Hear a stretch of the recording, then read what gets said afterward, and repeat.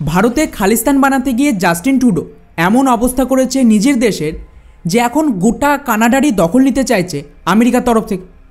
আর পরিস্থিতি এখানে এতটাই বিগড়ে গেছে যে জাস্টিন ট্রুডোকে জোর করে কানাডার প্রধানমন্ত্রী পদ থেকে তাড়িয়ে দেওয়া হয়েছে। এই খবরটা দেখুন, কিছু ঘন্টা আগেই কানাডার প্রধানমন্ত্রী জাস্টিন ট্রুডো অফিশিয়ালি একটা প্রেস কনফারেন্স করে, যেখানে উনি কিন্তু সরাসরি জানিয়ে দিয়েছে যে উনি কানাডার প্রধানমন্ত্রী পদ থেকে ইস্তফা দিচ্ছে। আর যদি আপনারা ওনার স্টেটমেন্টটাকে শোনেন, ক্লিয়ারলি বোঝা যাচ্ছে ওনার ওপর মারাত্মক চাপ রয়েছে আর জোর করে ওনাকে দিয়ে ইস্তফা দেওয়ানো হয়েছে। ইন্টারেস্টিং ব্যাপার হলো জাস্টিন ট্রুডোর এই ইস্তফা অ্যাকচুয়ালি সরাসরি ভারত আর বাংলাদেশের সাথে জড়িত। যদি আপনারা আমার পুরনো ফলোয়ার হয়ে থাকে অলরেডি জানবেন আমি বহুবার একটা থিওরির ওপর কথা বলেছিলাম যে বাংলাদেশে যা কিছু হয়েছে তার জন্য ভারতের একটা ব্লান্ডার ছিল, যে ভারত সরকার কানাডার সাথে ফ্রি ট্রেড এগ্রিমেন্ট করতে চেয়েছিল। যদি ভারত কানাডার ভেতর হস্তক্ষেপ না করত বা ওদের সাথে ফ্রি ট্রেড এগ্রিমেন্ট করার চেষ্টা না করত, আমার মনে হয় না যে আমেরিকা বাংলাদেশেও এত কিছু করত। এই কারণেই জাস্টিন ট্রুডোকে কাজে লাগিয়ে কানাডা আর ভারতের সম্পর্ক নষ্ট করে দুই দেশের যে ফ্রি ট্রেড এগ্রিমেন্ট হচ্ছিল সেটাকে বন্ধ করা হয় এবং একই সাথে ওরা বাংলাদেশে হস্তক্ষেপ করে হাসিনার বিরুদ্ধে।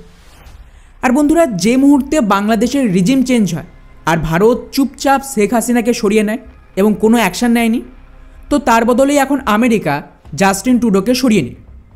যদি আপনারা জাস্টিন ট্রুডোর স্টেটমেন্টটাকে খুব ভালোভাবে দেখেন আর যেভাবে ট্রাম্প জেতার পর ইলন মাস্ক ওপেনলি ডিক্লেয়ার করে দিয়েছিল যে ট্রুডোর খেলা এখন শেষ, তো সেই মতোই ডোনাল্ড ট্রাম্প শপথ নেওয়ার আগেই কিন্তু জাস্টিন ট্রুডো বাধ্য হলো পদত্যাগ করতে।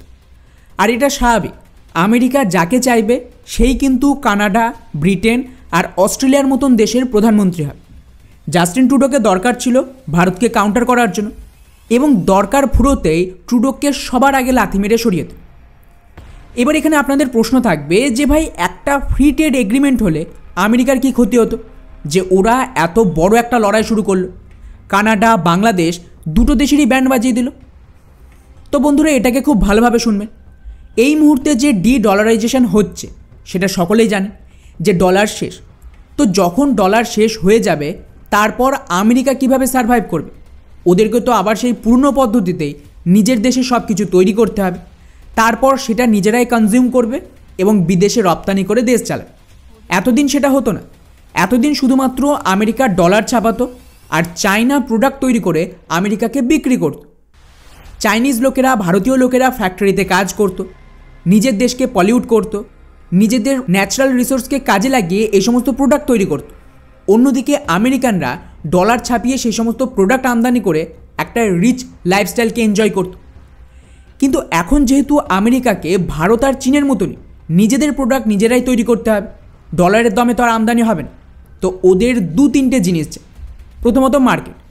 এখানে এমন কিছু দেশ দরকার ছিল যেখানে আমেরিকার তৈরি প্রোডাক্টকে রপ্তানি করা হবে এবং এর জন্য আমেরিকার যে মূল মার্কেট থাকবে সেটা হলো কানাডা, ব্রিটেন, অস্ট্রেলিয়া আর মেক্সিকো।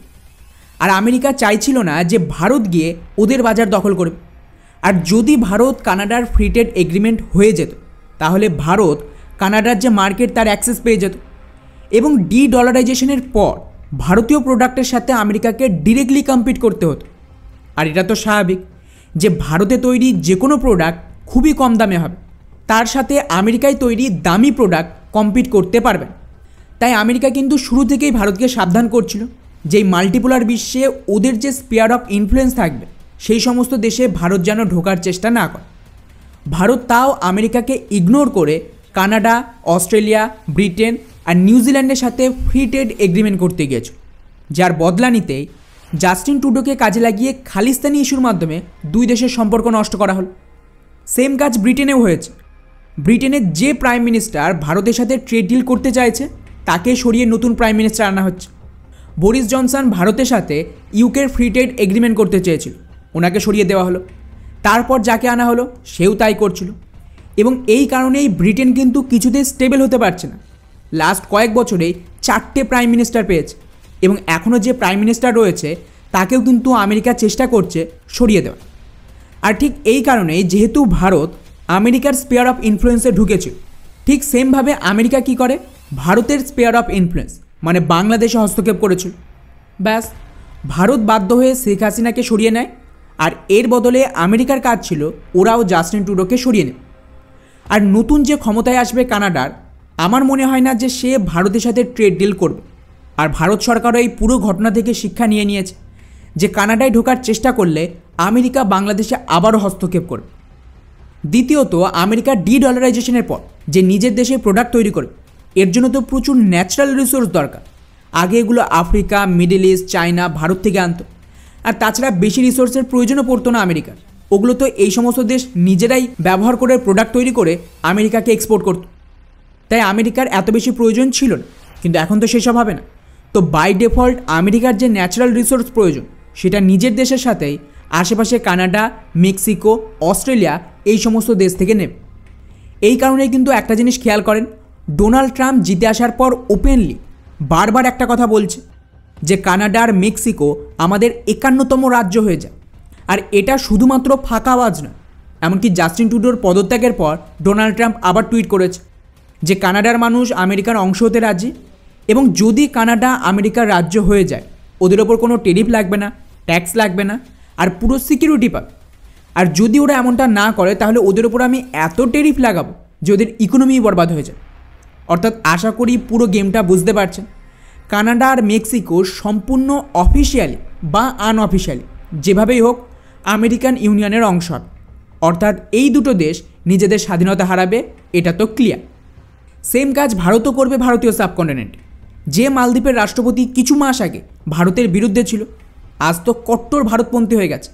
এবং আমেরিকা যদি এই ধরনের কোনো বয়ানও দিচ্ছে যে ভারত মালদ্বীপের ভেতর হস্তক্ষেপ করছে, উল্টে মালদ্বীপের সরকারই আমেরিকাকে কাউন্টার করছে, ভারতের বিরুদ্ধে কোনো কথা বলছে না। এবং ভারতের টাকার জন্য মালদ্বীপ সম্পূর্ণ ভারতের সামনে সারেন্ডার করে দিয়েছে। সেমভাবে ভুটান, বাংলাদেশ, নেপাল, শ্রীলঙ্কাকেও করতে হবে। ডলারের শেষ হওয়ার মানেই হলো এই দেশগুলো যে ফান্ডিং পাচ্ছিল অথবা নিজেদের তৈরি প্রোডাক্ট আমেরিকাতে বিক্রি করে টাকা পাচ্ছিল, সেই সমস্ত বন্ধ। ওদের মার্কেট হবে ভারত, ভারতের মার্কেট হবে ওরা। আর এখানে ভারতের নির্দেশেই কাজ করতে হবে। তো সরাসরি কানাডায় জাস্টিন ট্রুডোর খেল খতম। কয়েক বছরের মধ্যেই খালিস্তানি ইস্যুও শেষ হয়ে যাবে, এবং একই সাথে বাংলাদেশের ইলেকশনের পর বাকি গেম ভারতের সাথে শুরু হবে। এই কারণেই খেয়াল করেন বাংলাদেশের আর্মি কয়েকদিন আগে ভারতের পক্ষে কথা বলছে এবং দেশে ইলেকশন করানোর ওপরে জোর দিচ্ছে।